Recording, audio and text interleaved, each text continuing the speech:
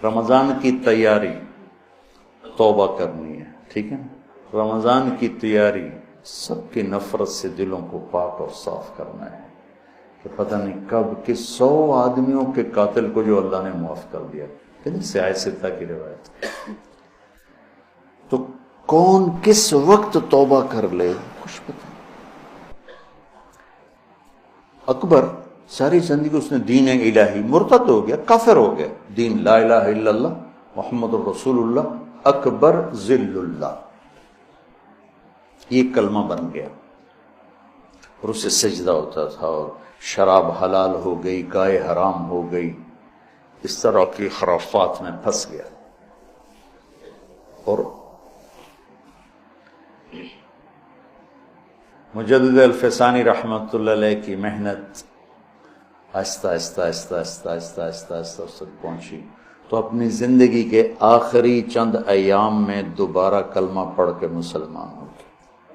اور تس کے جہانگیر نے اپنی زندگی کی کتاب لکھی ہے، اس میں نے پڑھا، نہیں اس کا اقتباس ایک کتاب میں، کہ میرے والد مرحوم جب نزع کی کیفیت طاری ہوئی تو فرمایا مفتی اعظم کو بلاؤ، صدر الدین ان کا نام تھا، تو وہ تشریف لائے۔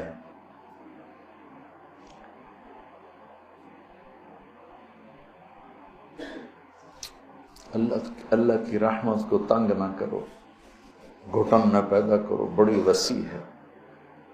رحمتہ وسعت کل، ان رحمتی وسعت کل شیء۔ کہا مفتی صاحب سورہ یاسین پڑھیں، تو انہوں نے سورہ یاسین پڑھنی شروع کی، تو جب سلام قول ابن رب الرحیم پر پہنچے تو اس کلمہ پڑھا اور اس کی جان نکلی۔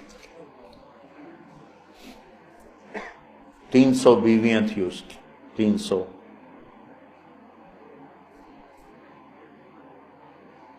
اور زندگی گمراہی میں نہیں، کفر میں گزری، مرتد۔ اندر کون سی چھپی ہوئی خوبی تھی کہ یوں موت آ رہی؟ تو رمضان کی تیاری کا، روزے تراوی تلاوت کر کر کر کر کر کر کر تھک ہار کے آخری دن بھی خالی بیٹھے ہوں اور بخشش نہ ہو، کلتی نقضت غزلها من بعد قوت انکاثا، وہ تو نہ ہو جائے۔ تو دوسرا کام کیا ہے بھائی؟ سب سے اپنے دل کو صاف کرنا ہے۔